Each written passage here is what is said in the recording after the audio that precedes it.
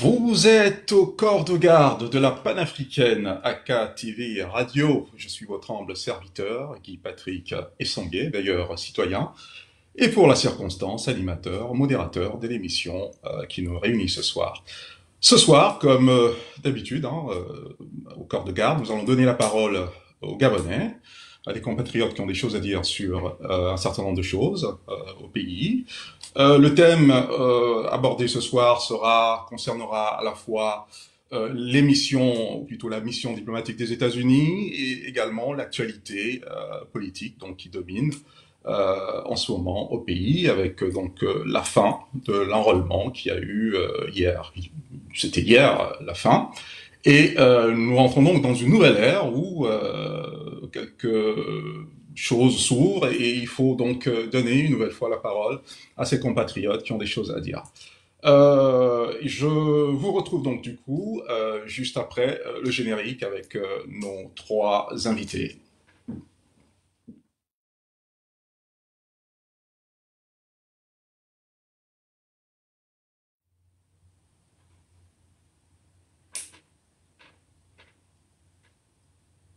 On a lancé le générique.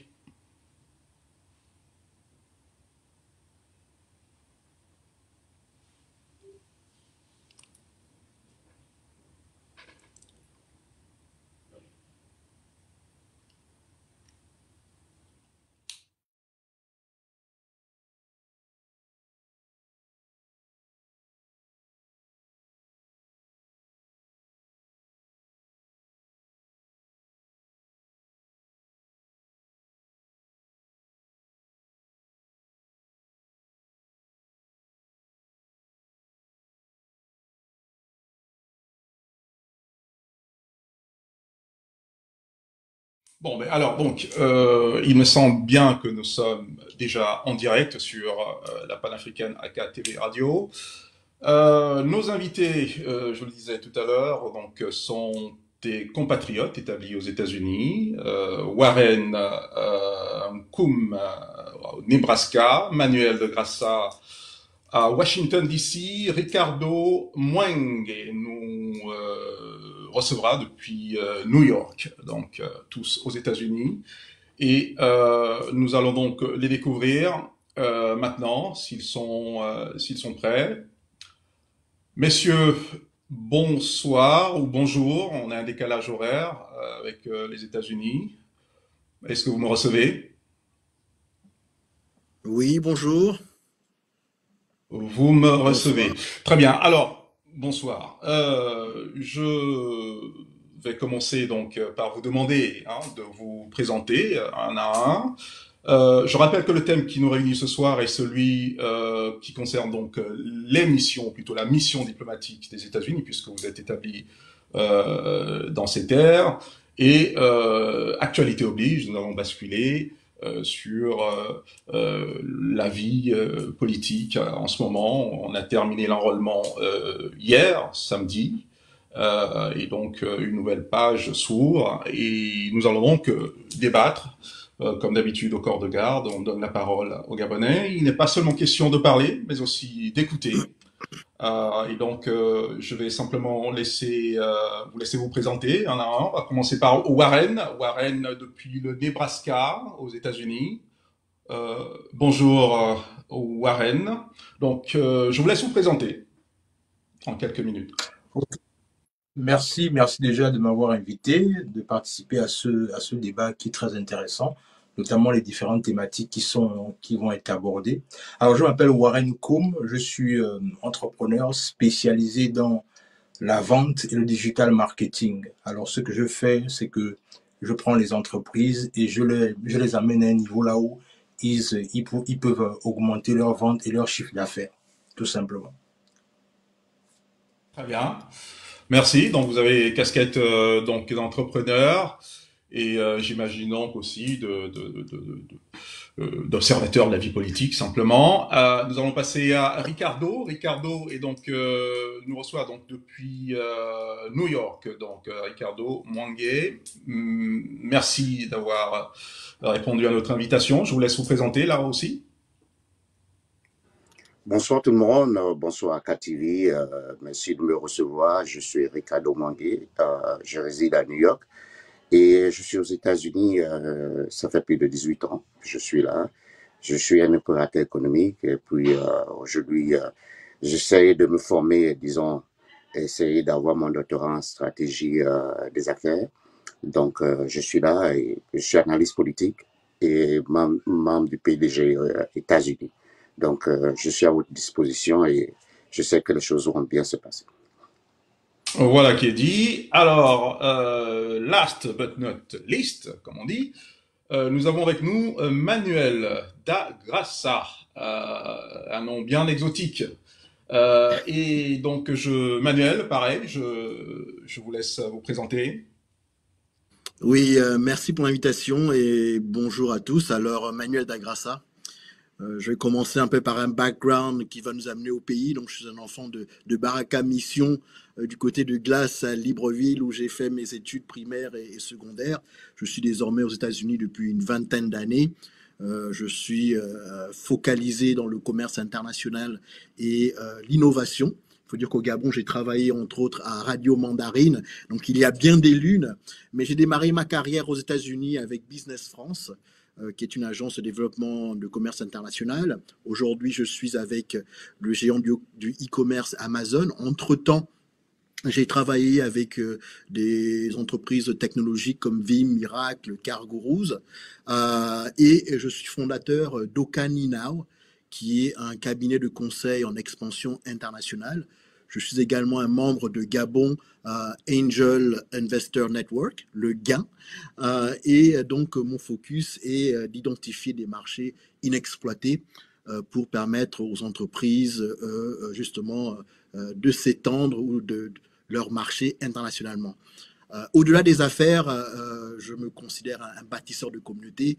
J'ai été président de l'association d'Atlanta Gabonese Association et vice-président de Gabonese Community USA. Donc, bien établi dans notre communauté et enchanté de pouvoir échanger avec vous ce jour.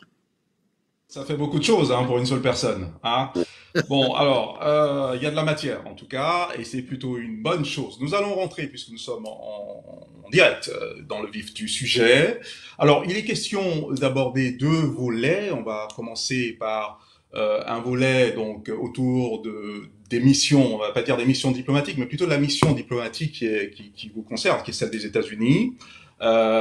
Savoir un peu quel est son rôle et est-ce qu'il y a des manquements, est-ce que les missions diplomatiques aux États-Unis sont entrées dans leur restauration, dans leur phase de restauration, puisque c'est un peu le terme à la mode aujourd'hui. Et donc on va parler dans un second abord de l'actualité. Donc dans quelques jours, quelques semaines, je pense que c'est dans 2 mois, on aura donc des élections au Gabon, élections présidentielles. À ce jour, nous ne savons pas si le président actuel de la transition se portera candidat, mais bon, on va essayer d'avoir des points de vue. Et sur AKTV, au corps de garde naturellement, il est toujours bon, on juge toujours utile de donner la parole à ses compatriotes, qui sont connus ou pas, hein, qui ont toujours des choses à dire dans tous les cas. Alors, nous allons commencer donc par Warren. Alors, on parlait de mission, la mission diplomatique. Déjà, est-ce qu'on peut définir c'est quoi une mission diplomatique? Comment vous l'entendez vous? Alors, la mission diplomatique, pour moi, de mon entendement, je peux définir ça comme étant une institut qui a pour rôle de s'occuper des ressortissants d'un pays à l'étranger, du moins dans la diaspora. C'est comme ça que moi je définis en tout cas une mission diplomatique. Mais bien évidemment, dans le contexte du Gabon, on sait que il n'y a pas longtemps maintenant que les Gabonais ont commencé à vraiment s'extérioriser. Donc du coup, il y a une forte, on va dire qu'il y a une forte population maintenant dans la diaspora, notamment américaine, française et canadienne et tout ce qui va avec. Ça veut donc dire qu'il y a déjà de la matière et que on peut déjà clairement compter sur cette diaspora-là pour faire la différence au niveau du pays. Et moi, je constate que, bien évidemment, il y a des manquements, mais je vais rester optimiste. Je vais rester optimiste parce que le but ici n'est pas de dire ce n'est pas de pointer du doigt négativement, mais c'est d'espérer qu'il y a des choses qui vont se changer avec le nouveau système qui va se mettre en place, tout simplement. Alors justement, en parlant de ça, quelles sont concrètement les attentes aujourd'hui de la diaspora gabonaise installée aux États-Unis? Je vais quand même donner la parole à Monsieur Mangué, Ricardo, parce que vous êtes, on va dire, un peu doyen, entre guillemets. Vous êtes à New York et vous êtes membre donc du PDG, donc l'ancien régime qui tenait donc la maison. Alors comment aujourd'hui, enfin voilà, quelles sont vos attentes au niveau des États-Unis? Est-ce qu'il y a des choses qui sont demandées et qui n'arrivent pas? Et est-ce que vous avez des doléances? De toutes les façons, nous sommes des acteurs, hein, donc on n'attend pas grand-chose parce que nous sommes ceux-là qui doivent normalement produire et se mettre à la disposition de l'État. Et en tant qu'un membre de la diaspora, nous avons une mission. Vous avez parlé de la mission tout à l'heure, et la mission, c'est ça ce rôle. Ce sont des gens qui sont en mission. Ça dit tout. Ça veut dire que nous sommes des représentants de la République gabonaise, disons, aux États-Unis. Et nous sommes ces membres-là de cette mission, disons, ces bras de cette mission pour non seulement travailler en concert avec les membres, disons, la diplomatie gabonaise, pour que nous soyons ce qu'on appelle ce fer de lance pour notre pays. Vous savez, le bonheur du Gabon, c'est d'avoir cette population très instruite et qui est arrivée ici pour faire des études et dont on n'a même pas encore commencé à exploiter le potentiel. C'est comme une mine d'or qu'on n'a même pas encore commencé à utiliser. Ça veut dire, aujourd'hui, je vois le président de la transition, comme nous sommes en pleine transition, qui est en train de mettre, disons, ce rouleau en marche, mais qui n'arrive pas à prendre. Je vais m'expliquer pourquoi. Parce que non, je me dis quelque part, vous voulez ajouter quelque chose? Non, alors là on est un peu en phase, on est dans l'entrée en matière, hein, donc on va développer au fur et à mesure. Okay. Monsieur Nkoum, Warren disait quelque chose d'intéressant tout à l'heure, c'est-à-dire qu'on a on a de plus en plus de Gabonais qui s'expatrient entre guillemets. Je pense même que nous sommes la première génération de Gabonais à se sédentariser à l'étranger. Hein. Nos parents venaient, repartaient, et nous sommes cette première génération. Qu'est-ce qui a expliqué que cette génération fasse le choix de s'installer, comme c'est le cas pour vous là actuellement aux États-Unis, plutôt que de rentrer au pays? C'est une question que j'abandonne à votre réflexion. Et est-ce que peut-être que Monsieur Manuel Dagrassa peut nous répondre là-dessus? Qu'est-ce qui explique que vous sédentarisiez aux États-Unis plutôt que de rentrer et d'être force de proposition, de réalisation au pays? Alors, je vais répondre à votre question, mais je voudrais d'abord revenir un peu sur la question diplomatique, pour qu'il y ait une bonne compréhension de qui sont les représentants du Gabon aux États-Unis. Donc, il y a trois pans. Il y a bien évidemment l'ambassade qui représente et défend les intérêts bilatéraux du Gabon, donc vis-à-vis des États-Unis, qui est installée à Washington, D.C. Il y a également une représentation du Gabon aux Nations Unies. Donc, ce représentant du Gabon a titre d'ambassadeur également, mais donc participe plutôt aux débats, aux négociations, aux décisions sur les questions internationales et globales. Et ensuite, il y a l'aspect consulaire. Donc, une chose intéressante, c'est que nous avions bien sûr un consulat qui se trouve à Washington, D.C., qui a un rôle opérationnel plutôt de gestion des Gabonais, donc notamment la documentation, les visas et autres.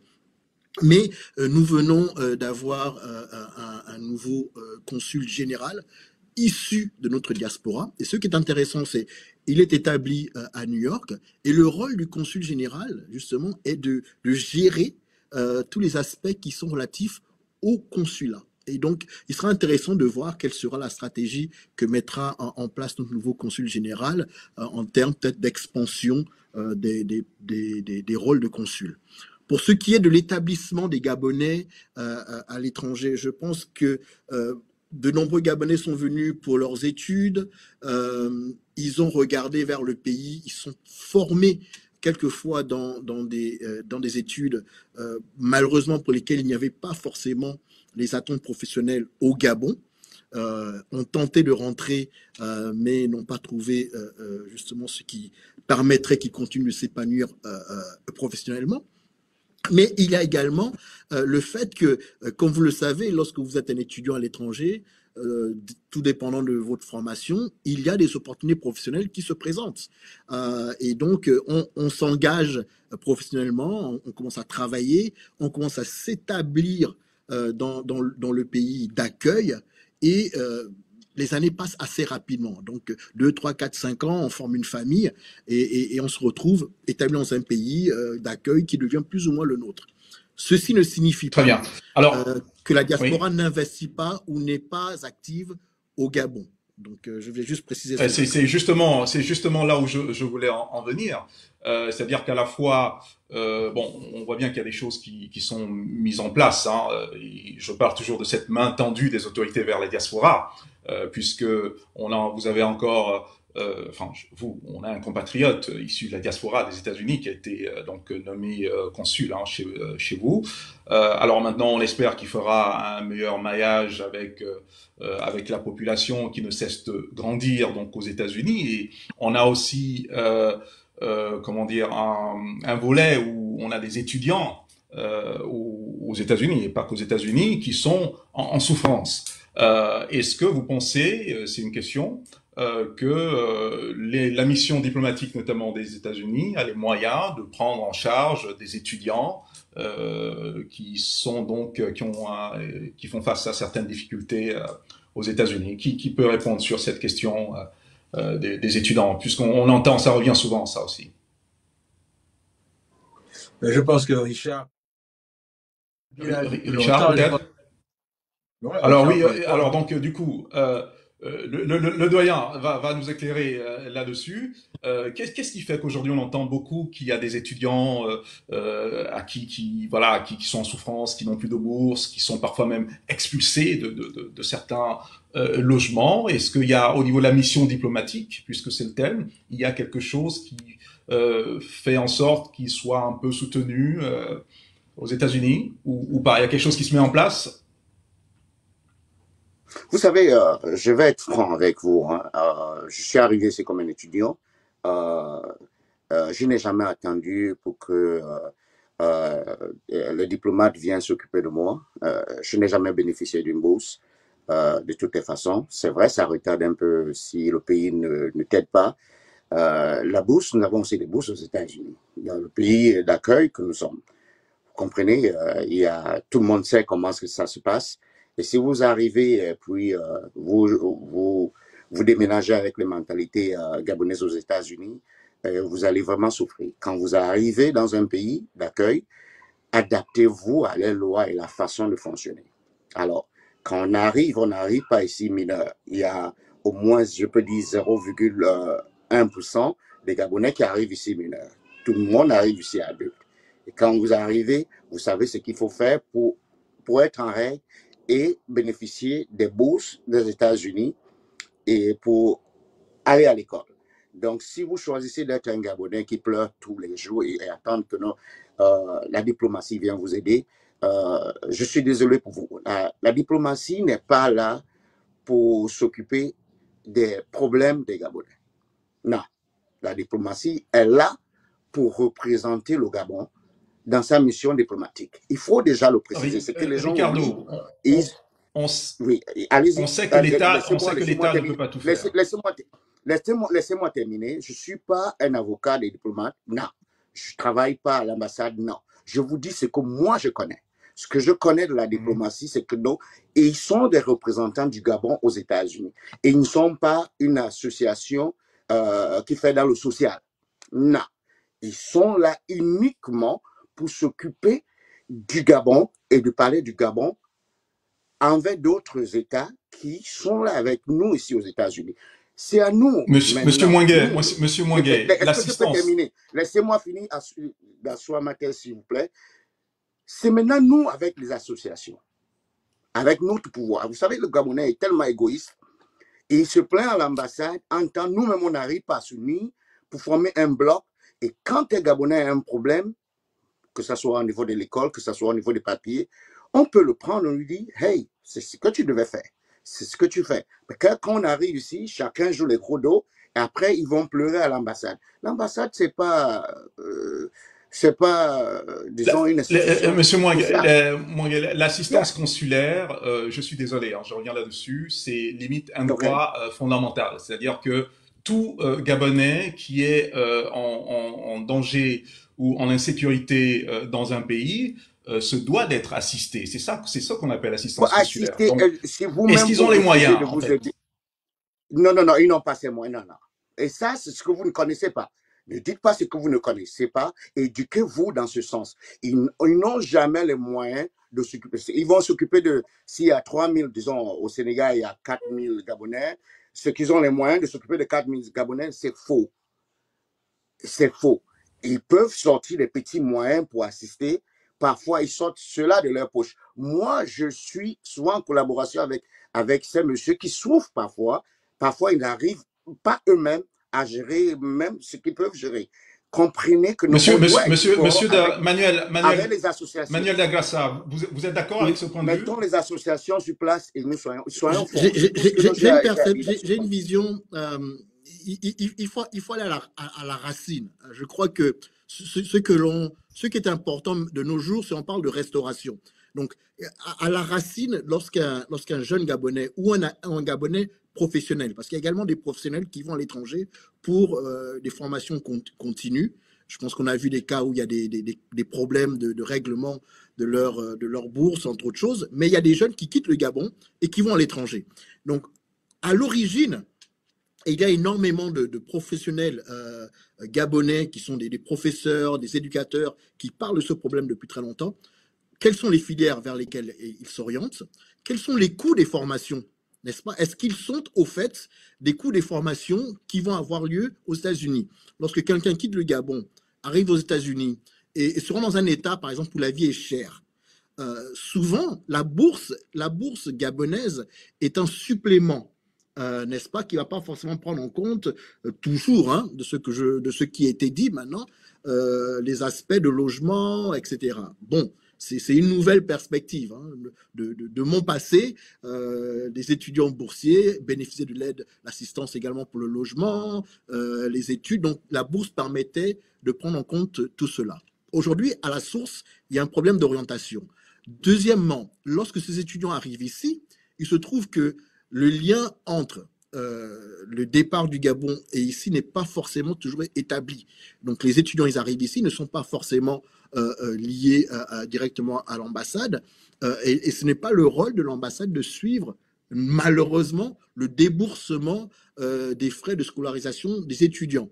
Donc, je pense que ce qu'il faut aujourd'hui, c'est qu'il faut rétablir le lien à l'origine. Lorsque l'étudiant quitte le Gabon, qu'il vient aux États-Unis, qu'il soit bien enregistré auprès des autorités locales, qu'il y ait une mise en relation entre les universités, les collèges et peut-être le service administratif au sein de l'ambassade pour qu'il y ait le suivi de ces jeunes-là. Et ensuite, Alors, là je suis d'accord avec Ricardo, il faut qu'il y ait une meilleure intégration des ressources qui sont au pays, donc la diaspora. Il y a des professionnels de la diaspora, des professionnels gabonais dans la diaspora qui veulent être impliqués dans le suivi de la formation des jeunes. Donc, ils veulent être des mentors. Et donc, il faut les impliquer de manière officielle pour le suivi de ces jeunes-là ou des adultes en formation pour qu'ils puissent avoir un succès non seulement académique, mais qu'ils puissent avoir une vie qui ne soit pas troublée par le manque de moyens financiers ou par la méconnaissance des coûts de vie aux États-Unis. Et donc, il faut vraiment qu'il y ait un meilleur lien entre le Gabon, les institutions locales, la diaspora et ceux qui viennent ici en formation. Et à ce jour-là, le cercle vertueux n'existe pas. Alors, donc, un meilleur lien de la diaspora au travers des associations. Et je pense que Warren veut rajouter quelque chose. On vous écoute. Oui, ok. Alors, tu vous avais posé une question très intéressante. Pourquoi certains, on est pratiquement la génération qui aujourd'hui reste un peu au niveau des États-Unis pendant que certains sont partis. Alors, il faut bien comprendre une chose, c'est que il y a aussi le besoin de sentir qu'on est utile quand on est à l'étranger pour nos familles, pour certaines personnes. C'est-à-dire que, en vérité, quand on parle de diaspora, tout le monde ne pourra pas rentrer. Mais pour que tout le monde rentre, chacun doit préparer son départ et son arrivée au niveau du pays. Et aussi, comme je disais encore, il y a le côté là où on est utile à nos familles ici ou à nos business ici, ce qui fait que du coup, on a la possibilité, par exemple, de travailler, d'avoir des business qui tournent. Donc, du coup, on devient une pièce maîtresse en ce qui concerne l'écosystème au niveau du pays parce qu'on participe un tant soit peu à la vie économique du pays. Alors, mais il faut savoir une chose qui est importante, c'est qu'il y a deux catégories d'étudiants. C'est-à-dire, il y a les étudiants boursiers aux États-Unis et les étudiants qui ne sont pas boursiers.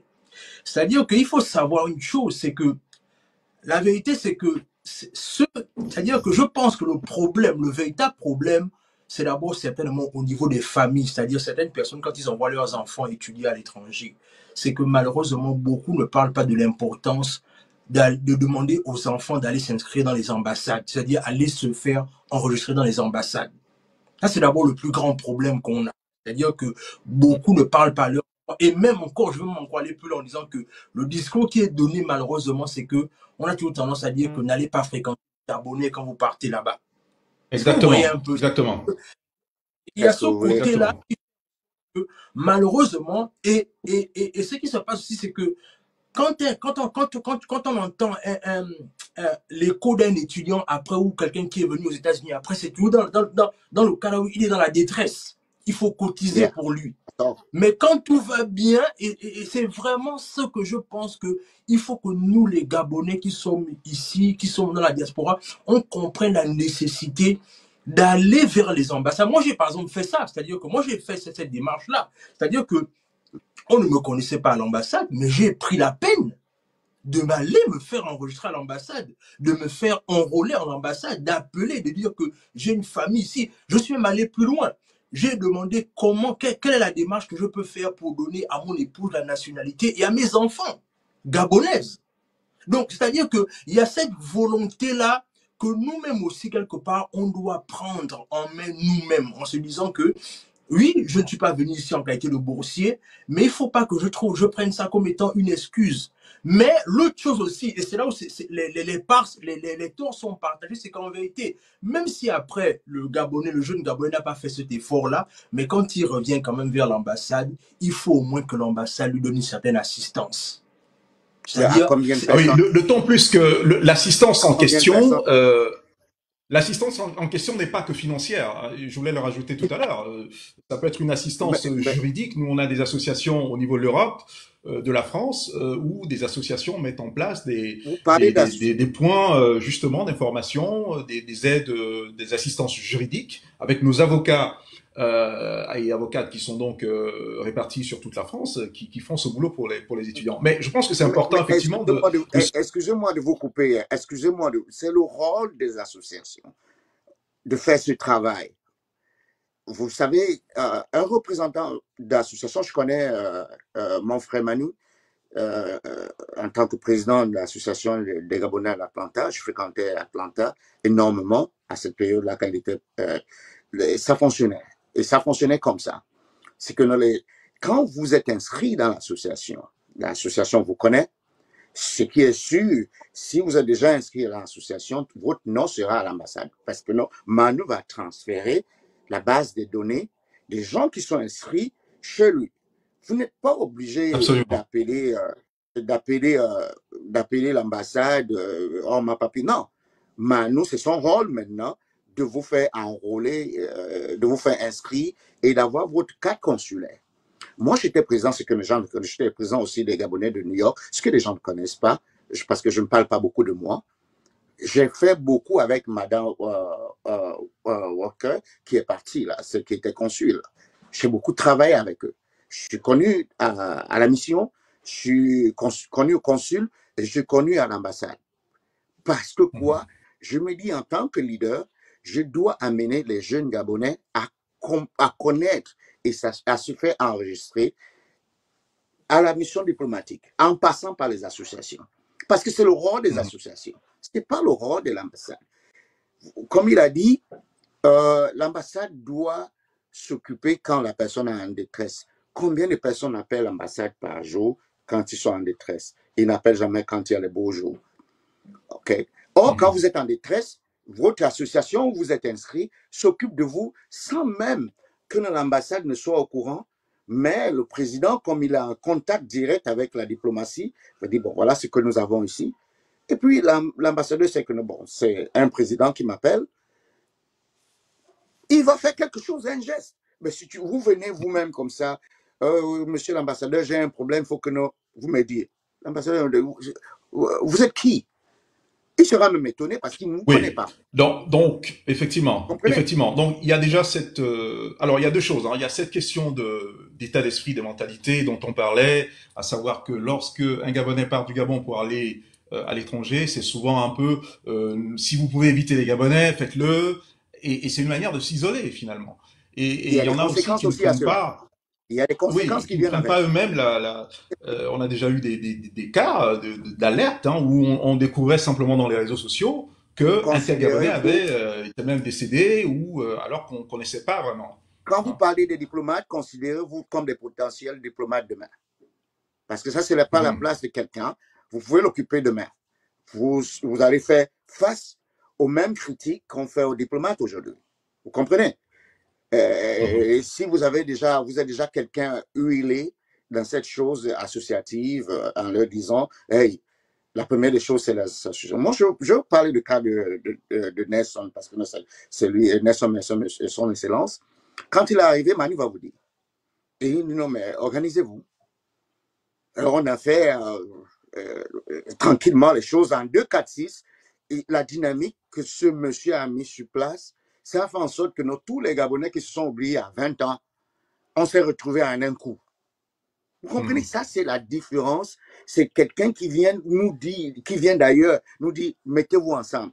Attends, à notre âge, on ne sait pas se on n'a pas, les Gabonais, on n'a pas trop cet esprit communautaire il faut que les autres donc. Diasporas ont, diaspora malienne, sénégalaise. Les Chinois l'ont, les Indiens l'ont. On vit tous ici aux États-Unis, on voit ce que les autres font. Et on veut toujours faire comme si, bon, ben, je sais pas, Omar ne vit plus. C'était Omar, le vieux Omar qui donnait à chacun. Il ne vit plus.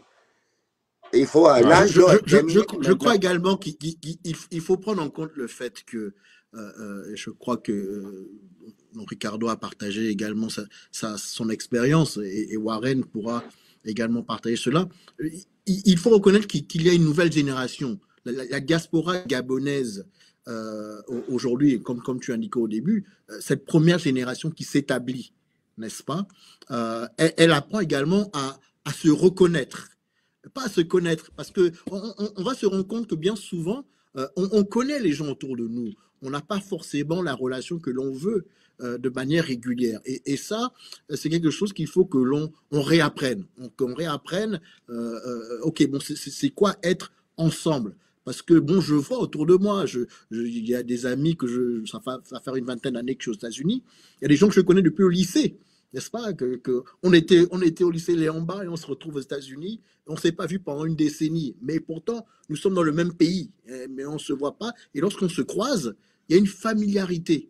Donc, c'est comment est-ce qu'on rétablit cette familiarité à leur décharge, les États-Unis, c'est quand même c'est presque un continent. Effectivement, un pays continent. Donc, comment est-ce qu'on rétablit cette familiarité? Mais je crois que surtout, comment est-ce qu'on peut reconnaître qui sont les membres de notre communauté? Il y a des personnes avec des talents extraordinaires. On parlait justement du soutien peut-être d'ordre légal. Nous avons des avocats. Médical, nous avons des médecins, éducation, nous avons des professeurs, business, nous avons des hommes d'affaires. Warren en est un, je suis un consultant, nous avons ici Ricardo. Donc c'est comment est-ce qu'on peut créer un réseau qui met en place justement les professionnels gabonais de la diaspora, et ensuite également la communauté dans son ensemble. Ça va prendre encore peut-être un peu de la réflexion pour mettre ces choses en place, mais je crois, hein, je suis peut-être un peu optimiste, qu'au fond, nous voulons le faire. C'est maintenant comment est-ce qu'on met en place la mécanique pour qu'elle fonctionne pour Oui. tous. Alors, d'autant plus qu'on ne met pas la charrue avant les bœufs et qu'il y a une ère qui s'ouvre, il y a des choses qui sont en train d'être implémentées. Après, il faudrait peut-être pas aussi que notre diaspora soit trop politisée non plus, parce que c'est aussi ça qui nous a divisés par le passé. On disait, voilà, on s'évitait plus ou moins, mais faut pas qu'on se mente. Il y avait beaucoup de politique dans ça. Ah ouais, non, mais ça c'est Non, tel, non, il est de non, tel non, bord, moi, et donc on s'évitait un je petit peu. pense que non, ça, c'est un faux débat. C'est un faux débat. Ah, L'histoire, la politique a divisé. Je non, vais non, laisser non, non, Warren non, prendre la non, parole. non, Ricardo, non, moi, je vais vous on ne fait pas dans la non, langue de non, non, bois au moi, corps de garde. Au corps non, de non, garde, je vais on contre ne fait pas cela dans la parce que langue. non, Manu et moi, politiquement, on n'a jamais été d'accord.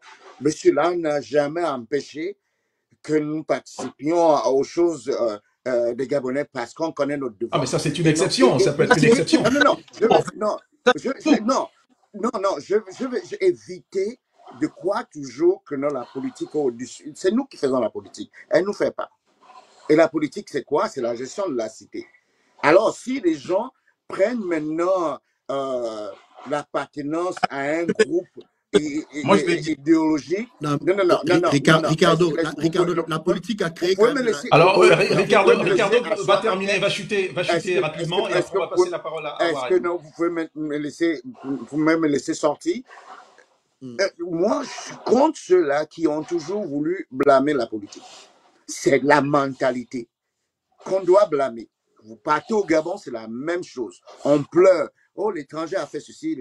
Tu es là, si. C'est ton pays, c'est toi qui pleures. L'étranger a fait ceci. On arrive ici où tous les autres étrangers sont ensemble. Vous voyez, les Indiens, c'est eux qui ont les stations et les hôtels.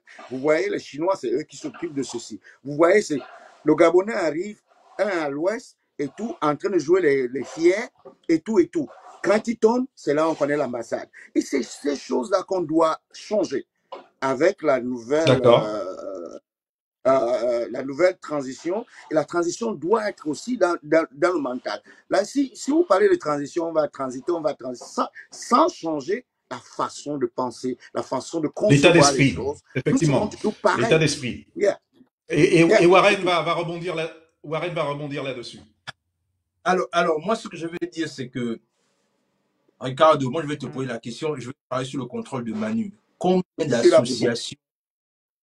d'associations ont été gâchées ici simplement à cause de la politique? Bon, c'est-à-dire que... Donnez-moi l'exemple de cette association-là. Non, donnez-moi seulement le nom de l'association. Donne-moi le nom, un seul nom de l'association. Je ne suis pas là pour rentrer dans ça. Bon, on fait un petit diagnostic. On n'est pas en train vous n'avez pas de fait. Manu, il faut laisser... Donnez-moi... Non, je suis PDGiste. J'ai été président à New York. Manu a été opposant au PDG. Donnez-moi l'association qui s'est gaspillée. Attention, il faut... Arrêtez tout ça. Ricardo, déjà, il faut... Moi, je n'ai jamais été ni PDGiste, ni opposant au PDG. Bon, aux États-Unis, on dit qu'il y a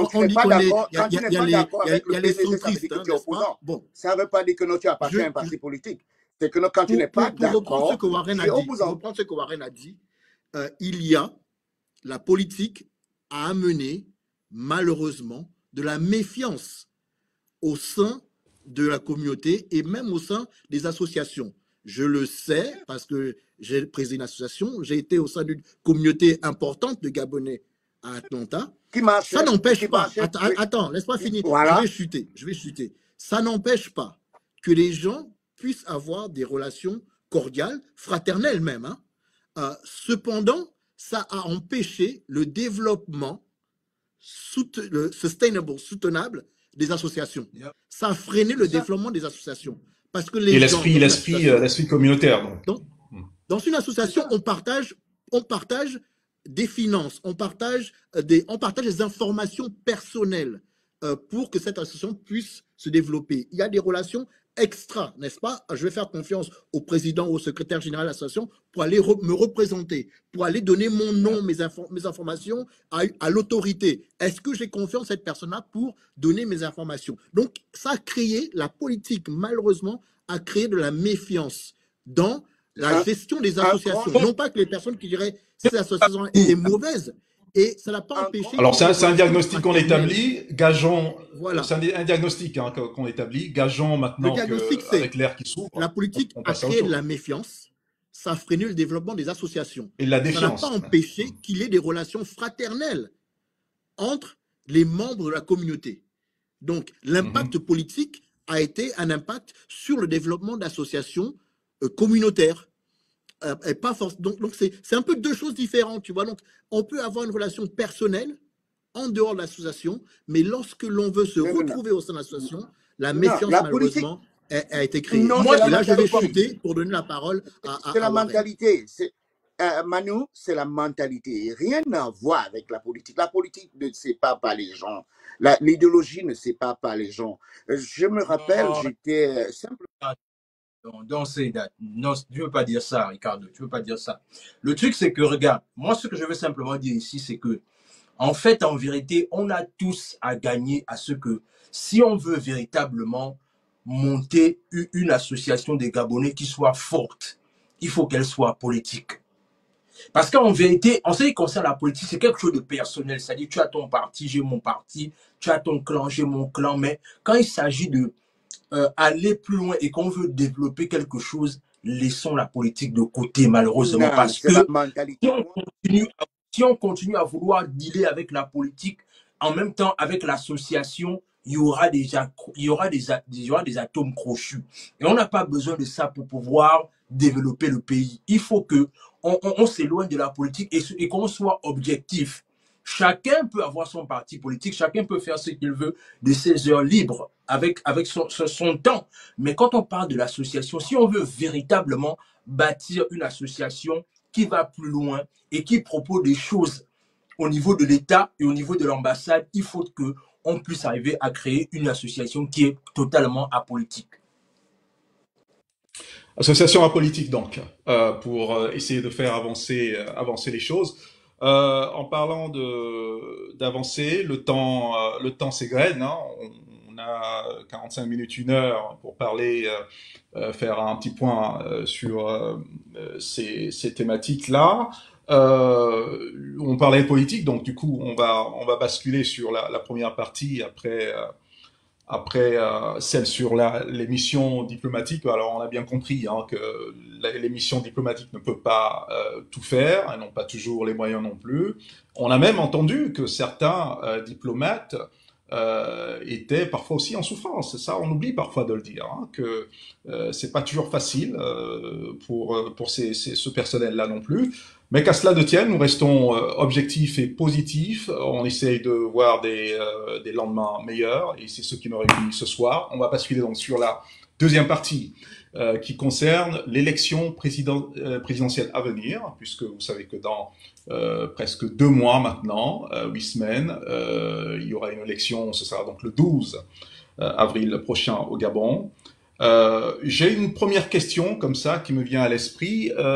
Est-ce que vous pensez que le président actuel de la transition, Brice Clotaire Oligui Nguema, après avoir dit aux Gabonais, donc juste après le coup de libération, puisque c'est comme ça qu'on l'a appelé, qu'il rendrait le pouvoir juste après la transition, est-ce que vous jugez utile et normal qu'il se présente là le 12 avril prochain? Il ne s'est pas encore prononcé, mais est-ce que pour vous, c'est de nature à... Est-ce que ça va dans le sens de la démocratie? Je vais donner la parole à monsieur le doyen pédégiste, qui est donc plus dans la matière politique qu'autre chose. Est-ce que pour vous, Oligui Nguema, président actuel de la transition, doit se présenter le 12 avril prochain? Il a dit « je remettrai le pouvoir après la transition ». Qu'est-ce que vous en pensez? De toute façon, il faut d'abord le noter que le président de la transition, c'est un Gabonais. Quand on est Gabonais, on est éligible. Il a plus de 35 ans, moins de 70 ans. Ça, c'est d'abord ça. C'est un fait qu'on ne peut pas oublier. Une personne peut vous dire, oui, je ne me présente pas, je ne vais pas me présenter. Manu peut me dire aujourd'hui, oh, Ricardo, je ne vais pas participer. Et demain, je vois Manu en train d'aller voter. Là, je vais dire à Manu, tu ne dois pas voter parce que tu l'avais dit. Non. Il est... Alors, la question... Je suis en train de répondre à la question. Vous voulez que je réponde par oui ou par non? Laissez-moi asseoir. Non, souffrez quand même de laisser les gens d'amener. Nous sommes au corps de garde, donc on les ouais, non, mais je ne vais pas faire comme vous voulez. C'est ça, je suis un politicien, je suis très mature. Donnez-moi mon temps. OK? Alors, je disais donc tantôt que Oligui, c'est un Gabonais. Il est à mesure, les gens peuvent l'appeler n'importe comment et dire demain que non, je ne participe pas à cette élection parce que je ne me sens pas à l'aise. J'ai fait mon travail de la transition. Il peut aussi dire complètement que non, bon, voilà, je pense que non, je n'ai pas encore, j'ai une vision pour ce pays et il va se présenter. Rien ne l'empêche de se présenter. Est-ce que la morale veut que non, celui qui a amené la transition, qui a tout fait, vient, ça c'est maintenant la morale. Mais dans je pose la question. Selon la loi, est-ce que selon la loi, Oligui n'est pas éligible? Oui, c'est un Gabonais. Et c'est ce que vous oubliez. Vous pensez que non. Alors, est-ce que la politique fonctionne selon vos émotions? Est-ce que Manuel d'Agrassa, vous partagez le même constat? Pour vous, le président, il n'y a aucun souci, il peut, c'est un Gabonais lambda, enfin, il peut se présenter. On a entendu dire que les magistrats et les militaires pouvaient maintenant faire de la politique. Est-ce que c'est pas un méli-mélo un peu étrange? Qu'est-ce que vous en pensez, vous? Alors, c'est complexe. Je ne vais pas le cacher. Je crois que le oui ou non, c'est un peu difficile de le dire aussi rapidement. J'entends diverses interprétations et je vais ici en choisir une. L'interprétation que je vais choisir est celle qui indique que rendre le pouvoir au public, au pays, est justement donc la réinstauration des institutions.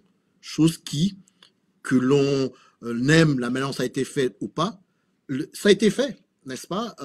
Il y a eu une nouvelle constitution qui a été votée. Il y a eu un appel aux Gabonais de participer tant bien que mal à justement à l'écriture de cette nouvelle constitution. J'ai eu le plaisir de faire partie d'un groupe qu'on appelle le G10 et on a contribué donc en tant que Gabonais de la diaspora, nouvelle constitution. Il y a eu un vote qui a été positif.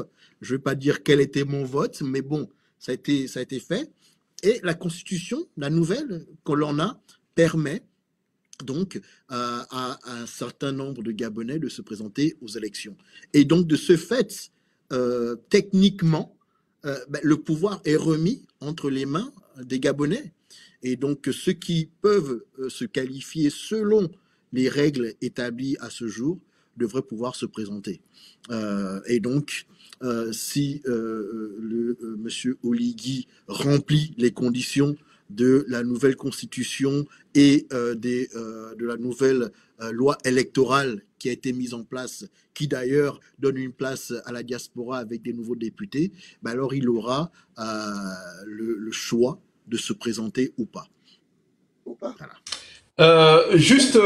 Monsieur Warren,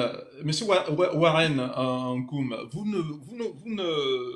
vous ne craignez pas que le Gabon continue à être suspendu de certaines instances internationales? Nous sommes actuellement suspendus à l'Union africaine et peut-être aussi des difficultés à l'international auprès de beaucoup d'organismes. Est-ce que vous ne pensez pas que le fait que le président, la transition actuelle, fasse, entre guillemets, je mets les griffes, un passage en force le 12 avril prochain puisse justement ternir encore l'image du Gabon, ou est-ce que sur le plan économique, notre souveraine a été dégradée, hein, je ne sais plus si c'est par l'agence Fitch ou Moody's. Est-ce que vous ne craignez pas que le Gabon puisse sombrer, plonger encore dans des difficultés après ça?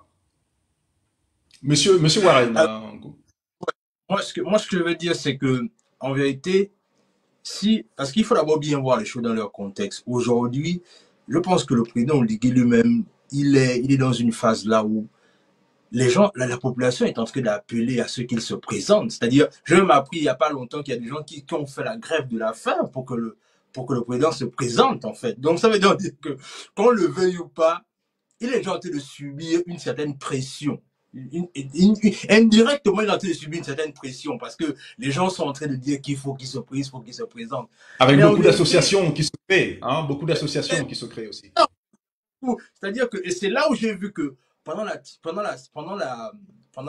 phase de la transition, c'est là où j'ai vu combien de fois les associations se créaient vite, en fait. Vous voyez un peu, c'est-à-dire, dans chaque domaine, il y a eu une association qui s'est créée, en fait. Mais moi, ce que je dis, et c'est là où vraiment, je me dis que, alors, si le président décide de se présenter, est-ce qu'il va se présenter en tant que civil ou il va se présenter en tant que militaire? Ça, c'est encore une autre histoire. Parce qu'en vérité, s'il devrait se présenter, ça veut donc dire que normalement, il devrait déposer son treillis, en fait. Parce que s'il se présente en tant que militaire, j'ai des inquiétudes parce que la communauté internationale va toujours regarder le fait que, comme vous disiez, c'est-à-dire que est-ce que ça, c'est pas un passage en force? Donc, il faut déjà que lui-même, il arrive déjà à se définir. Est-ce que je me présente en qualité de civil ou est-ce que je me présente en qualité de militaire? Ça, c'est la première chose qu'il faut savoir déjà. Pour qu'on n'ait pas l'impression qu'est-ce que c'est pas un passage en force. Ça, c'est la première chose.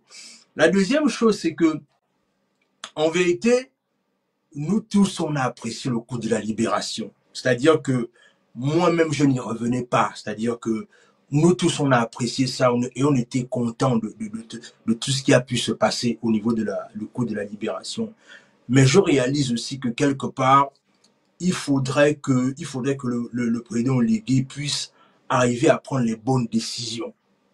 C'est-à-dire que, et là je dis ça même en qualité, même pendant la période là où la population est en train de lui mettre la pression, qu'il faut qu'il se présente. C'est-à-dire que il faudrait qu'il arrive à prendre les bonnes décisions, d'abord pour lui-même. C'est pas, c'est-à-dire que là n'est pas le but de se forcément aller dans le sens là où il faut forcément écouter ce que la population dit, mais il faut que lui-même aussi, il arrive à être juste avec ses propres engagements lui-même, parce que c'est ça qui va être important. Il faut effectivement que le président de la transition fasse sa mue si d'aventure il se présentait et qui l'emportait. Alors, monsieur, je sens que ma question va fâcher monsieur Mwengue, Ricardo.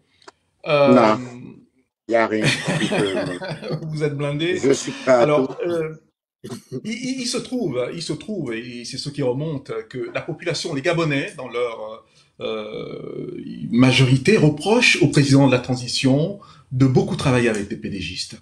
Est-ce que vous pensez qu'une fois élu, alors on parle au conditionnel, est-ce qu'il ne gagnerait pas à couper un peu le cordon pour faire sa mue, justement? Est-ce que vous pensez qu'il doit continuer avec les mêmes dettes, puisque c'est ce qu'on lui reproche? Et je pense même que s'il se présente, il risque de perdre quelques voix par rapport à ça, à cette question.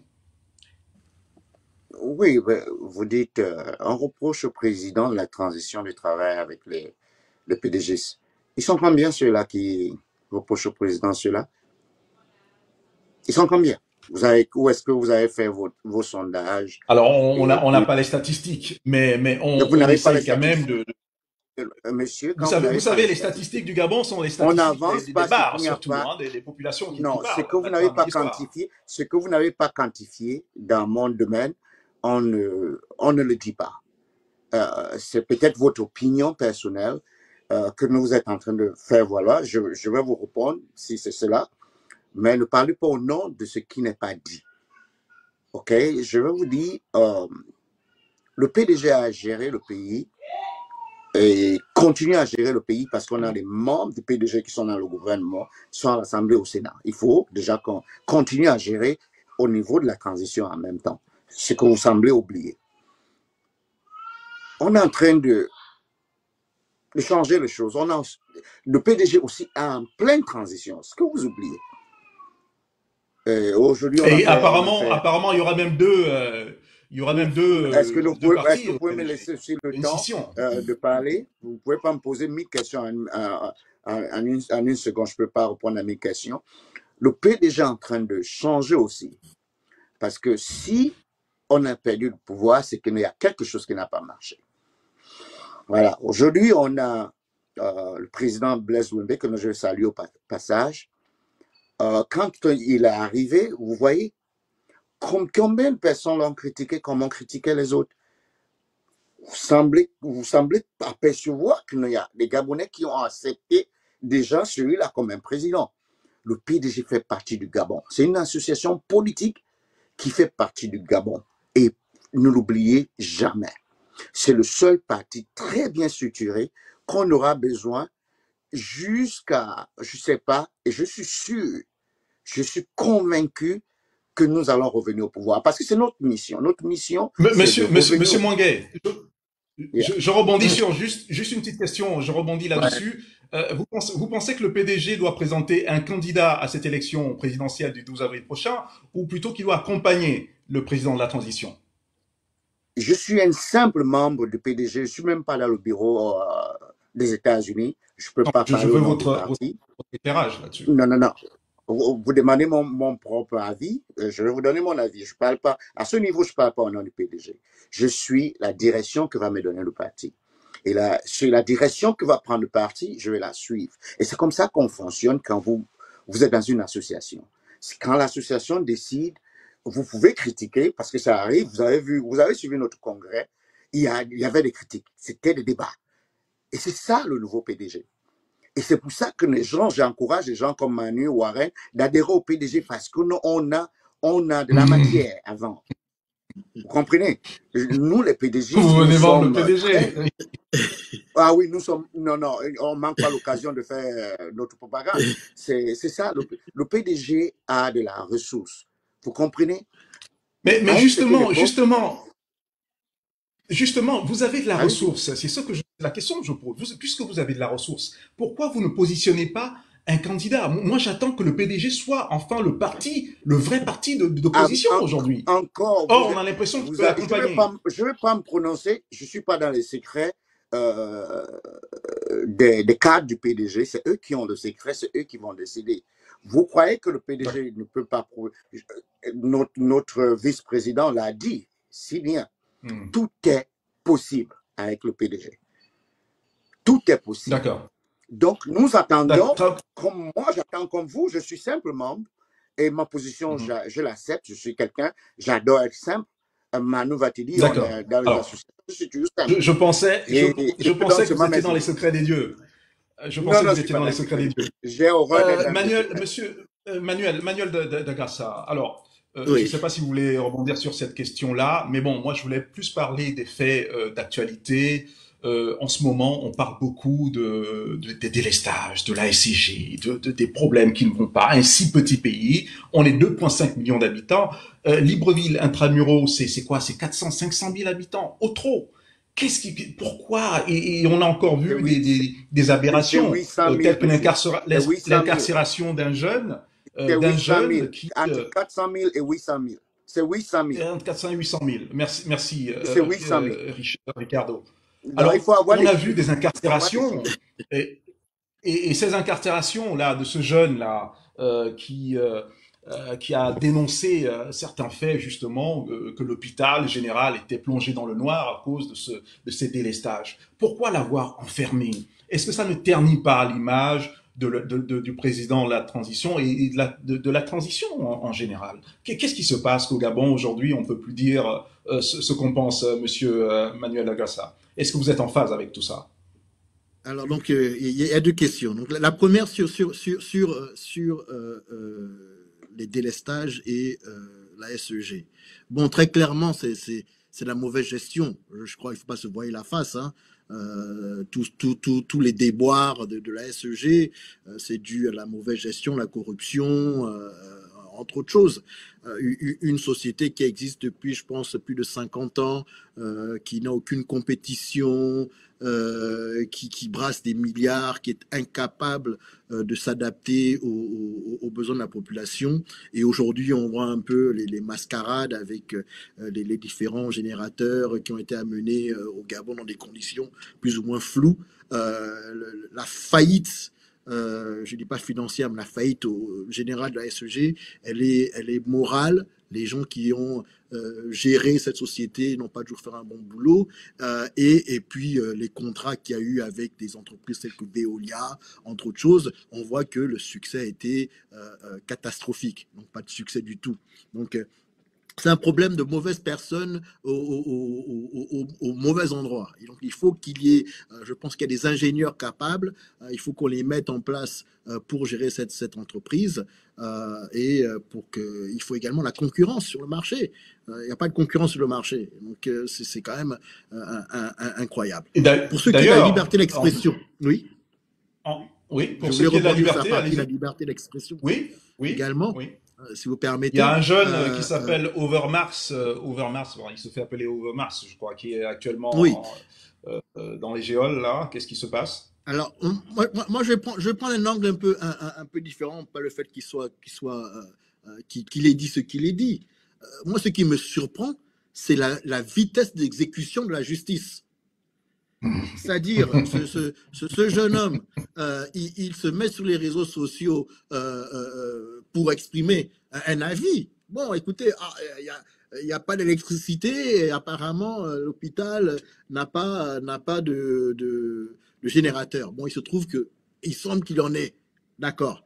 Mais en 2 jours, il se fait récupérer et il est mis en prison. Eh ben, dis donc, la justice fonctionne à une vitesse extraordinaire au Gabon. Moi, c'est ce qui me surprend. C'est la rapidité d'exécution d'attraper ce jeune homme et de le mettre en prison. Donc, si l'électricité pouvait fonctionner, si l'électricité pouvait aller aussi vite et fonctionner à la vitesse de la justice actuelle, on voit là, une fois de plus, c'est l'incapacité des personnes à faire leur boulot, tout simplement. Il y a des problèmes. Mais on est très surpris de ça parce que je suis désolé, on a des quartiers, on va dans des pays comme la Côte d'Ivoire, on a un quartier qui s'appelle Yopougon, je pense qu'ils sont 5-6 millions d'habitants, un seul quartier. Libreville, comme on dit, au maximum, on est à 800 000 seulement. Mais pourquoi autant de délestage et surtout les impacts qu'il y a derrière l'entreprise pour les opérateurs économiques et pour les ménages. C'est une catastrophe ce qui se passe. Sur le coup du jeune homme, la vitesse à laquelle la justice a réagi est extraordinaire. C'est ce que je veux dire. Ouais. C'est extraordinaire. En 2 jours, justice a été faite. Ouais. Mal faite, c'est vrai, mais a été faite. Bon, mais là, on n'est pas encore tout à fait. En prison, tous les crimes qui sont dans les palais de justice, qu'est-ce qui se passe? Franchement, c'est une honte pour la justice gabonaise. On est tous d'accord pour condamner, parce que a été géré. C'est honteux, tout simplement. Il faut qu'ils fassent leur boulot. Là, ça a été mal fait. On condamne, d'autant plus que c'est contre-productif, même pour les autorités. Ça fait beaucoup de bruit sur les réseaux.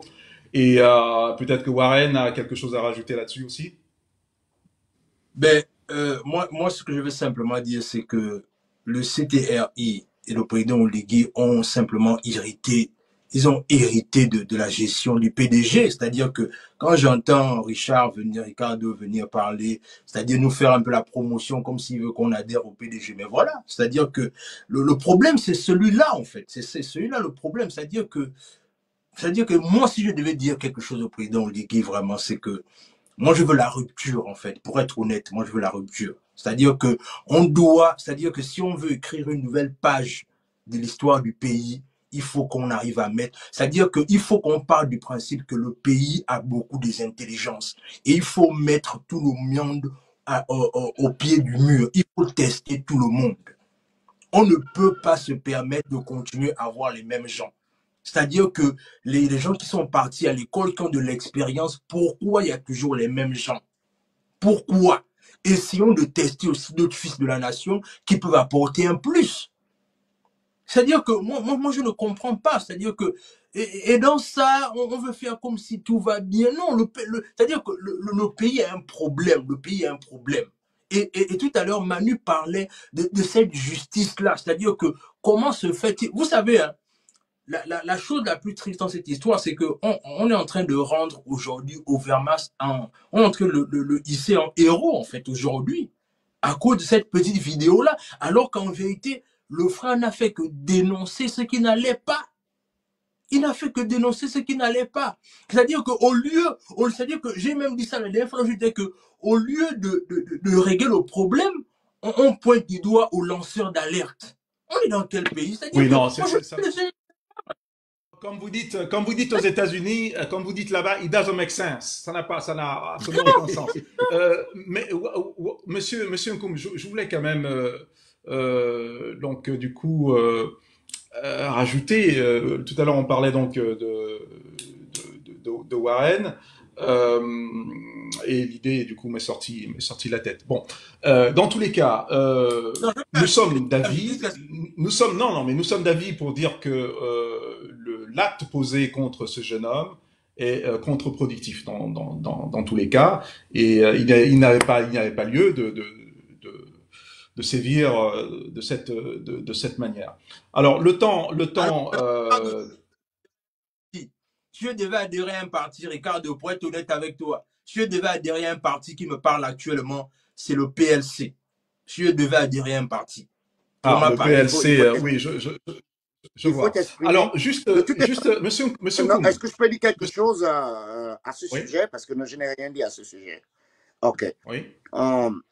Ouais, donc, je suis PDGiste de toutes les façons. Et puis, le PDG prône la démocratie, la liberté d'expression.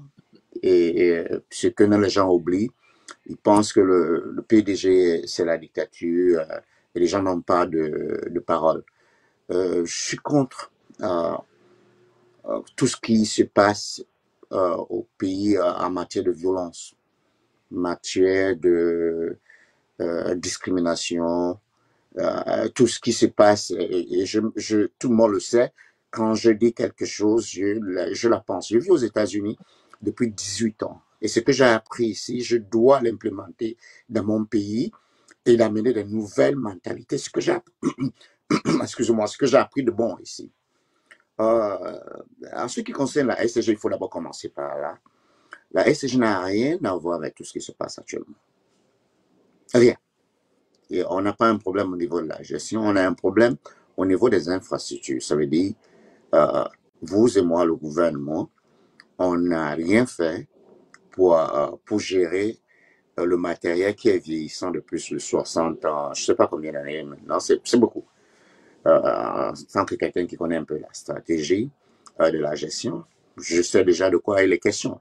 J'ai même proposé cela à plusieurs reprises, écrit et fait, et dit combien il faut à ce domaine. Il y a des choses que nous faisons. Nous proposons en tant que PDGistes, comme penser que nous ne pensons pas. Non, si, on travaille beaucoup pour le pays aussi. J'ai essayé de dire aux autorités qu'il faille commencer par là, sans oublier que la transition a arrêté de ce qui s'est passé avant. Il faut d'abord l'accepter, je le sais, mais quand vous arrivez à la gestion, vous héritez de tout le passif. Donc, vous êtes maintenant responsable. On ne pleure plus et dit, oh, j'ai hérité de mauvais matériel. Non. Tu es arrivé au pouvoir, c'est venir fixer ce qui n'a pas marché. C'est comme ça. Le Gaza va te dire, c'est comme ça qu'on Nous sommes d'accord. Mais il faut faire un bilan. Et on fait un bilan de 50 ans de non, mais faillite. c'est pas. Non, mais c'est comme quand on va chez le médecin, il faut bien faire un diagnostic pour qu'on puisse crever l'abcès. Et quand vous arrivez, vous faites le diagnostic, faut quand même pas dire que pour les infrastructures, c'est un problème d'infrastructure. C'est un problème de gestion des hommes.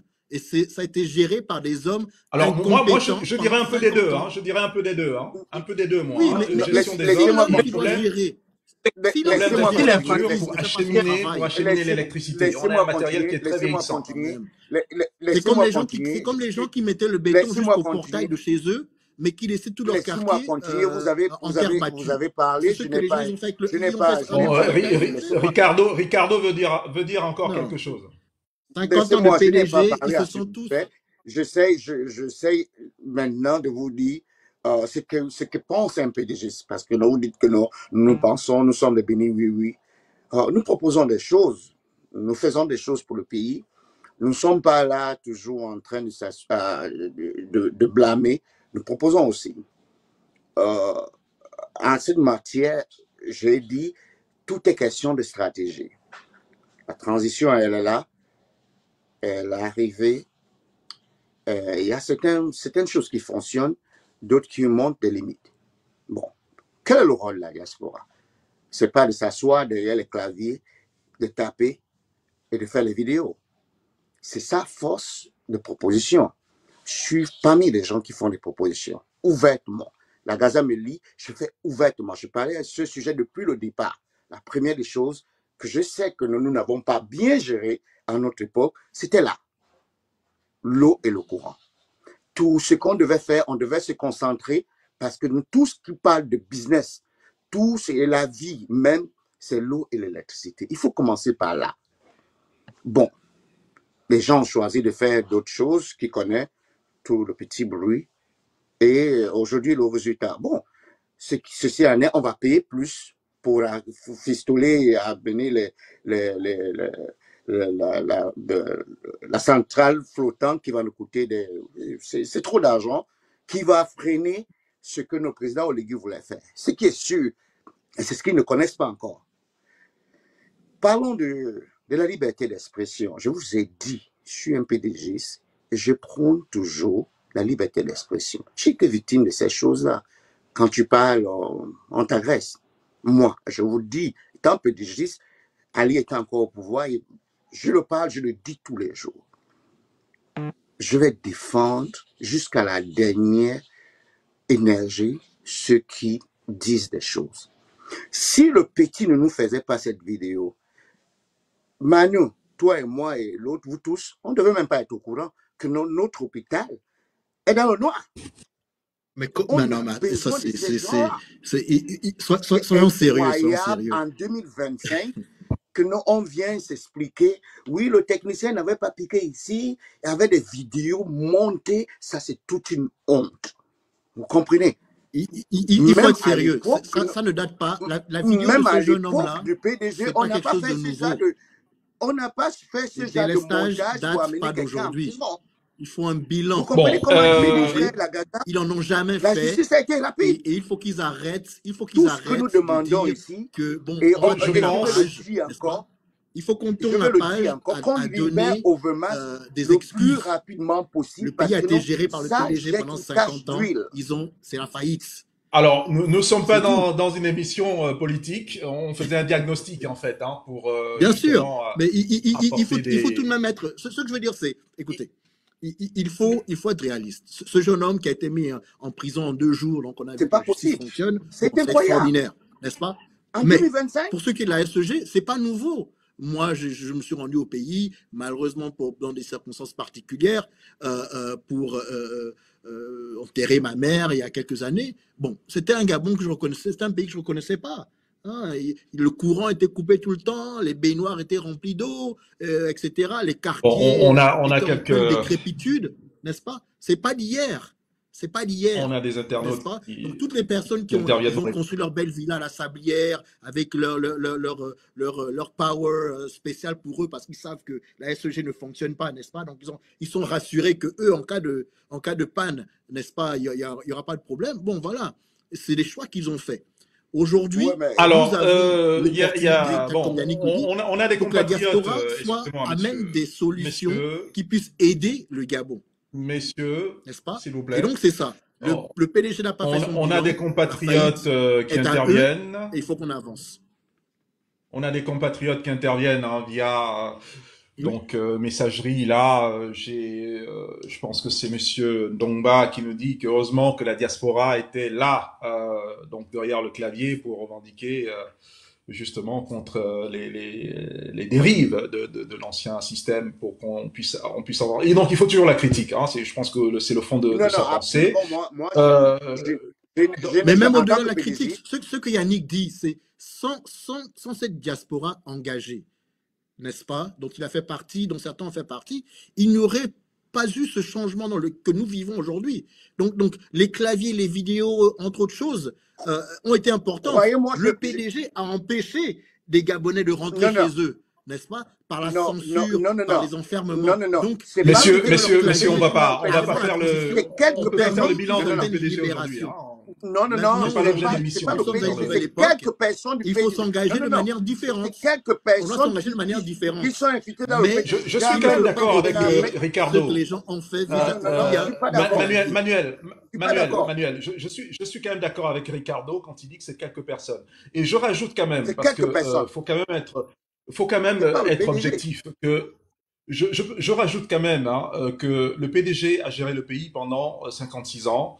Bon, on connaît le retard qui a été qu'on a accumulé aujourd'hui, mais était-il possible à la transition actuelle, aux autorités, puisqu'on parle de transition, hein, dans transition, ça veut bien dire ce que ça veut dire. Et était-il possible de faire une rupture, et là je voulais rebondir un peu sur ce que Warren disait tout à l'heure, de faire une rupture sans le PDG qui avait les clés de la maison, qui avait les dossiers du pays pendant 56 ans. Donc, est-ce que c'était pas un peu normal que, pour ceux qui disent que les autorités travaillent avec les PDGistes et que c'est trop et qu'il faut une rupture, est-ce que dans un premier abord, c'était pas évident et c'était pas normal qu'ils travaillent aussi avec ceux qui avaient les clés de la maison, les clés qui avaient les dossiers de la maison? Est-ce qu'une rupture brutale... Ils travaillent avec des cadres gabonais qui ont la liberté aujourd'hui de se défaire du fardeau du PDG. Parce que je pense que dans le passé, c'était quasiment une obligation de faire partie du parti. Donc aujourd'hui, effectivement, s'il y a des gens qui ont encore ce label-là, bon, s'ils le revendiquent, hein, bien, ils sont libres de le faire. Mais il faut dire que les cadres, oui, comme je dis, ils sont libres de le faire. Les autorités travaillent avec les cadres gabonais qui ont fait partie du PDG un certain temps. C'est vrai, c'est donc la rupture, elle va arriver avec le temps, et on est en train de le voir au sein de ce parti-là. Mais oui, et bien évidemment, les personnes qui ont dirigé ce pays-là, qui sont des cadres du Gabon, bien souvent ont été enrôlés dans la machine politique de l'époque. Et aujourd'hui, ils ont la possibilité de se libérer et de continuer à participer au développement du pays. Mais on est libre, bien sûr, hein, de choisir ses bords politiques. Alors, j'ai une question qui me vient à l'esprit. On va bientôt, l'émission tire à sa fin. Alors, on a une autre question de notre compatriote Grégory Tankès. La transition doit être un état d'esprit nouveau pour tous. Bon, on parlait justement des mentalités. Hein, c'est-à-dire que si on veut que les Gabonais changent d'état d'esprit, il faut que peut-être aussi que nos autorités au sommet aient aussi une autre manière de faire. Et une manière de faire, c'est pas d'emprisonner un jeune qui est en train de dire que non, là-bas il y a des gens qui meurent parce que l'hôpital est dans le noir. Donc les mentalités aussi, c'est les petits, au sommet, les petits couacs.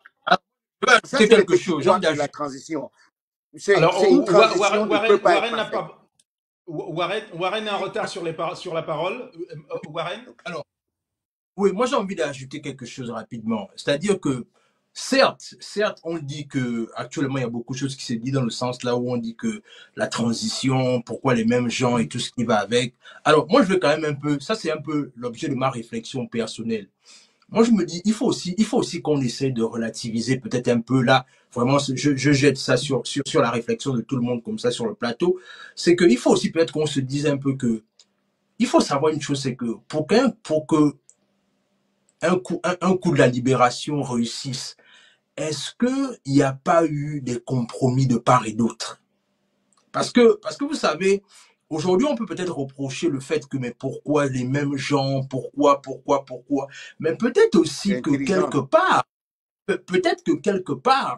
aussi, il y a eu des compromis de part et d'autre qui ont fait en sorte que, bon, si ça a réussi, ben, pendant la transition, Absolument. Il faudrait que, d'abord là, tu prennes un peu, il y a une forme de gratitude par rapport au fait que Absolument. tu as aidé à ce que ça de part et d'autre. Donc, du coup, moi, je me dis que quelque part, n'ayons pas... C'est vrai, moi, je dis que c'est énervant le fait que, voilà, les mêmes gens sont encore là, mais est-ce que quelque part aussi, c'était pas dû aussi au fait que, pour qu'on en arrive là où on en arrive là, il fallait la compromission de beaucoup de personnes pour que le coup de la libération réussisse. Pour te dire, les PDG ont participé à ce que vous appelez le coup de libération. Je vais te le dire. Et je le dis franchement devant tout le monde aujourd'hui. Et quand on ne vous trompe pas, nous-mêmes, moi qui te dis, je voulais déjà qu'on décapite ces petits qui embrouillaient tout un peuple. Vous comprenez? Là où ils sont, ils doivent d'abord rester là pour qu'on arrange le pays et ils vont voir ça à la télé. Ces enfants ont terrorisé tout un pays. Vous comprenez? Et c'est effectivement, on sait qui gérait le pays. On était infiltré par quelques personnes qui ont détruit le nom du PDG. Ce ne sont pas des PDG. Vous comprenez? On sait qui gérait le pays. C'était des jeunes, à peine la trentaine, qui géraient le pays. Nous-mêmes, on était fatigués. On voulait déjà que ça arrive, mais on ne savait pas par où ça va arriver. Et Olivier est arrivé, tout le monde l'a accueilli, même les PDG. Donc ne vous étonnez pas que non, vous allez trouver les PDG qui sont là. Est-ce qu'ils n'ont pas participé au truc? Bon, et puis dans tous les cas, il y a toujours cette notion, de continuité de l'État. Nous sommes d'accord là-dessus. Moi, j'étais un peu, j'ai vu lorsqu'on a nommé Marie-Madeleine Moranto dans une commission affaires qui nous opposait à l'île Mbagné. J'ai vu des Gabonais pester. Bon, je peux comprendre mais ça c'était émotionnel. Si on regarde du point de vue de la raison, quel Gabonais vous avez vu? C'est une femme qui connaissait sur les réseaux sociaux, oui. C'est une femme qui connaissait le dossier. On va rejeter l'expertise d'une Gabonaise parce que quelques personnes sur le clavier sont... Mais monsieur Mwangué, je suis en train d'aborder dans votre sens, là. Je suis en train de dire que Marie-Madeleine Moranto connaissait un dossier qui est celui de l'affaire Mbagné et qu'il était normal, à mon sens, à mon avis, qu'elle participe à cette commission où ils sont allés parler des affaires du Gabon. Donc, juste pour dire qu'on a on peut pas parce qu'on déteste le PDG, dire que tous sont mauvais, jeter tout le monde en pâture, et puis... Elle n'est pas PDGiste. Elle n'est pas PDGiste. Il faut déjà qu'elle n'est pas PDGiste. Parce que vous, quand tu travailles pour le gouvernement, tu es PDGiste. Elle n'est pas PDGiste. C'est une compatriote qui a servi le Gabon avec honneur. Elle a une certaine expertise qu'elle peut encore vendre pour le pays. La preuve en est, on l'a écartée et on l'a utilisée dans un domaine bien précis que moi, je savais depuis le départ. Oui, c'est ce que je suis en train de dire. Oui, c'est ce que je suis en train de dire. Donc, bon, on ne fait pas le procès du PDG. On ne fait pas le procès du PDG au corps de garde. Non, mais vous ne pouvez même pas. Le PDG a de la matière. Non, les PDG sont des compatriotes avant tout. On a de la matière avant, nous serons là. Nous sommes encore là. Voilà, il y a de la matière. Nous sommes un petit peuple en termes d'habitants, 2,5 millions. On ne va pas recommencer à nous tirer voilà, c'est ce que les gens oublient. Écoutez, nous arrivons au terme de cette émission, puisque l'heure vient de sonner. Je vais laisser le mot de la fin à tout un chacun. Alors, il a été question... on a parlé diplomatie, on a parlé de l'actualité politique, on a parlé... tenez, j'avais juste cette dernière question. Comment s'est déroulé l'enrôlement aux États-Unis en général? Puisque l'enrôlement s'est terminé hier. Est-ce que tout s'est bien passé selon vous dans les normes, dans vos États respectifs? Alors moi, personnellement, ce qui s'est passé... Oh, ok, vas-y. Non, moi je vais simplement dire que, alors moi je me suis fait enrôler à la dernière élection présidentielle, donc du coup ça n'a pas été un problème pour moi, donc du coup je me suis fait enrôler bien longtemps maintenant, donc du coup ça s'est bien passé. Vous avez senti un engouement quand même, les gens se sont fait enrôler quand même dans vos États, aux États-Unis. Par contre, dans ma zone ici, au niveau du Nebraska, on a quand même essayé d'appeler les gens à aller se faire enrôler parce que, bien évidemment, il y a toujours ce sceptisme-là que, oh, voilà, tous les mêmes gens. Non, moi, j'ai clairement dit dans les groupes des Gabonais que il faut aller se faire enrôler. Il faut participer. Il faut pas, Donc, la communication est passée dans le Nebraska. Et du côté de DC, monsieur Mayel Dagrassa, comment l'enrôlement, vu de DC, comment ça s'est passé?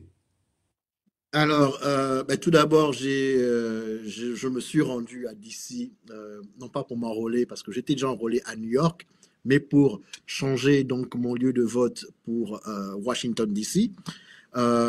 Équipe formidable, agréable, c'est facile à faire. Donc, déjà, lors de l'enrôlement il y a quelques années, c'était très pratique.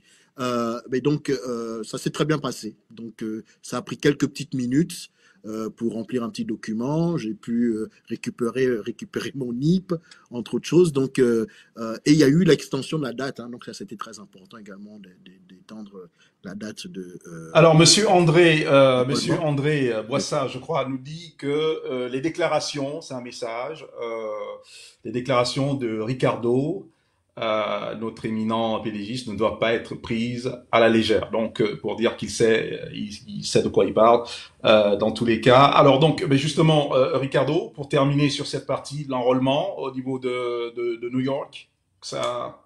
De toutes les façons, moi, je suis quelqu'un, je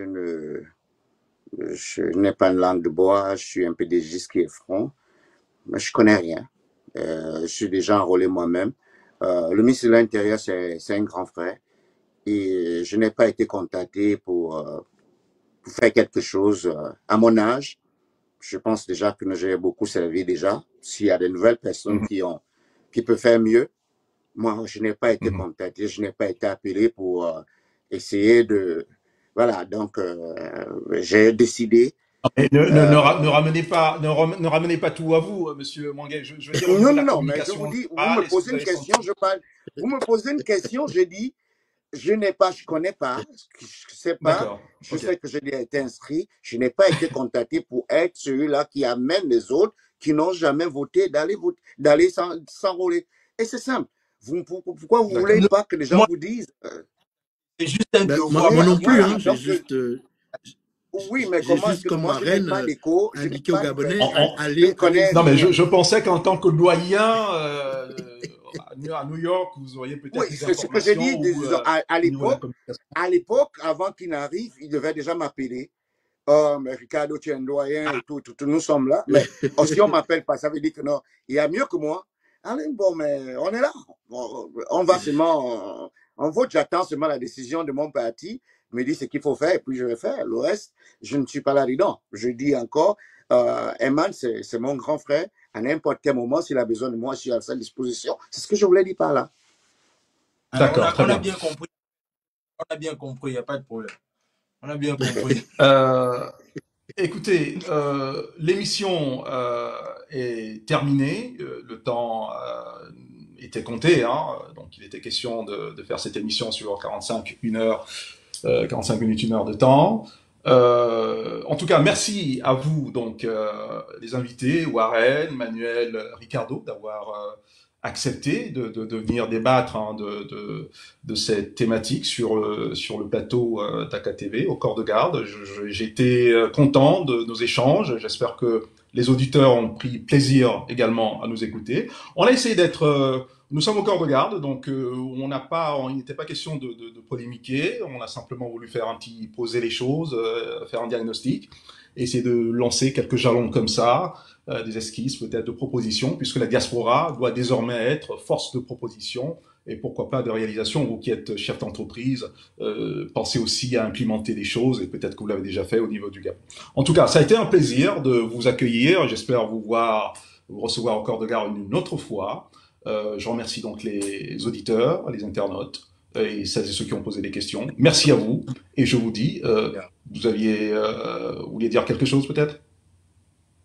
Oui, je Oh voulais non, juste moi, Warren? je finir suis à avec, la disposition. Je crois que tout le monde quelque veut chose. un mot de Allez, on fait fin. un tour de table. Le mot de la fin. 2 minutes à Ouais, chacun. On fait un tour de Non, non, table. non, je suis à Warren. la disposition d'Aka TV. À n'importe quel moment que D'accord. vous avez besoin de moi, je serai là. Très bien. Surtout pendant cette période historique, ça veut dire de cette élection. Nous sommes là, nous sommes ouverts au débat contradictoire et le débat bon enfant. Moi, je n'ai pas de problème. Je suis à la disposition de mon pays. À n'importe quel moment qu'on m'appelle, je serai là. De New York. Warren, le mot de la fin. En quelques ouais. minutes. Alors, moi, Deux minutes. ce que je veux simplement dire pour finir, c'est que il faut que nous, les Gabonais, davantage, on comprenne la nécessité d'étudier la politique. C'est-à-dire que malheureusement, je réalise que beaucoup d'entre nous ont fait la politique avec les émotions. Et moi-même, personnellement, la politique, ce n'est pas ma tasse de thé. Mais en qualité d'entrepreneur, je prends conscience d'une chose évidente, c'est que si je ne parle pas de politique, je ne m'intéresse pas à la politique, c'est la politique qui va contrôler mon business. Et il faut qu'à un moment donné, je m'implique en politique, ne fût-ce qu'en donnant mon point de vue et en donnant quelques petites analyses pour que j'ai au moins eu un regard de ce qui se passe dans l'actualité politique de mon pays. Mais ce que je veux simplement dire ici, c'est qu'il faut qu'on comprenne que quand il y a coup de libération, il faudrait qu'on comprenne qu'il y a également des compromis qui se font derrière. Et aujourd'hui, peut-être qu'on ne veut pas nous le dire de façon claire comme ça, mais on comprend que malheureusement, il y a des compromis qui sont faits. Et là, si je devais vraiment, et là, je veux prendre l'occasion de dire ça à travers AK TV, c'est que si je devais donner un conseil au président Oligui, c'est que il faudrait que le président Oligui comprenne la nécessité de communiquer avec son peuple. Le problème, c'est que ce que je réalise, c'est que malheureusement, le président Oligui est beaucoup trop silencieux. Il ne parle pas beaucoup. C'est-à-dire, les rares interventions qu'il fait, c'est dans des occasions, mais il faut qu'il invite la presse un peu plus souvent à échanger avec lui. C'est important de savoir ce que le président pense. Où est-ce que le président nous amène? C'est important. Il ne faut pas que la population ait l'impression de ne pas trop savoir ce qu'il pense ou bien qu'est-ce qu'il est en train de vouloir faire, etc., etc. C'est important que le président nous dise. Ce que tu parles, c'est ce que j'ai toujours dit, la communication. On a un problème, on a un problème de communication à ce niveau. J'ai déjà dit ça aux autorités. Changez votre communication. La communication n'est pas bonne. Elle n'arrive pas au point nommé. Bon, qu'est-ce que vous voulez? Non, l'eau galvanisateur, on passe pas au corps de garde ce genre de propos. Je vais pas rebondir là-dessus. En tout cas, c'est intéressant ce que Warren disait sur la politique, parce qu'on a toujours l'impression que nous parlons beaucoup de politique, mais on dit que les problèmes politiques sont les problèmes de tout le monde, et les problèmes de tout le monde sont des problèmes politiques. Donc à un moment donné, et surtout pour un pays, encore plus pour un pays comme le Gabon, il faut bien qu'on en parle. Alors, on est dans le mot de la fin avec Manuel d'Agrassa. Alors, donc, merci à KTV de l'invitation. Donc, comme les uns et les autres ont dit, je reste à votre disponibilité. Mon message est, il faut que la diaspora gabonaise continue son effort de coordination, d'action. Et donc, j'ai le plaisir de faire partie de la Confédération de la diaspora gabonaise multicontinentale qui rejoint la diaspora gabonaise à travers le monde, qui travaille sur des projets aussi bien entrepreneuriaux, non gouvernementaux. On a participé justement à pousser à l'évolution du code électoral en faisant du lobbying. Donc, il faut que notre diaspora fasse plus de lobbying. Je crois que Warren en a parlé. Et pour ce faire, il faut qu'on se mette ensemble. Il faut qu'on soit un bloc solidaire et fort qui apprécie ces différences et qui est ouvert justement à apprendre de certains qui ont déjà commencé à retourner au pays, à faire des affaires au pays. Donc, j'appelle à ce que la diaspora gabonaise aux États-Unis et à travers le monde se rencontrent, se renforcent, soit un bloc qui représente la transformation de notre pays en appréciant nos divergences. Je vais également, pour chuter,